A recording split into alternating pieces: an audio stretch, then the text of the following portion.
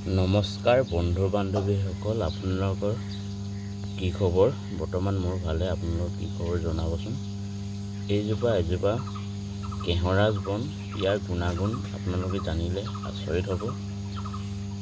এই কেহৰাজ বনজোপা যি মহিলাসকলৰ ঋতুস্নান সময়ত পেট বিষ হয়, সেই মহিলাসকলে এই গছজোপা আনি ইয়াৰ শিপাবিলাক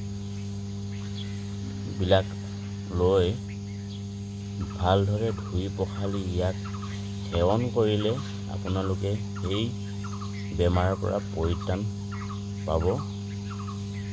আৰু এই ফুলপাহো কামত দিয়ে। যি বেমাৰৰ চকুৰ যদি আচিনাই ওলায়, সেই আচিনাইত ইয়াৰ ৰস এটোপাল যদি আপোনালোকে লগায়, সেই আচিনাই সোনকালে ভাল হয়।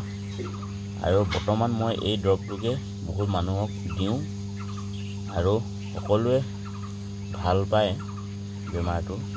আৰু মোক কয়, আচ্ছা দাদা, আপোনাৰ পৰা দৰৱ খাই কেনে উপশম হ'লোঁ আৰু ভৱিষ্যতে এনেকুৱা যাতে বেমাৰ নহওক বুলি মোক আশীৰ্বাদ দিয়ে। সেয়েহে মই আপোনালোকক ভিডিঅ'টোৰ দ্বাৰাই দেখাবলৈ চেষ্টা কৰিলোঁ। আপোনালোকে কেনেকুৱা পাইছে জনাবচোন ভিডিঅ'টো চাই কিনে। ইয়াত যথেষ্ট কেহৰাজ বন আছে, সৰুৰ পৰা ডাঙৰলৈকে, দেখিছেনে? আৰু লগতে এজোপা কাঁইটীয়া বগৰীও গজি আছে। আপোনালোকে চাওক, কাঁইটীয়া বগৰীজোপা ইমান ধুনীয়াকৈ কাঁইটীয়া বগৰী হৈছে।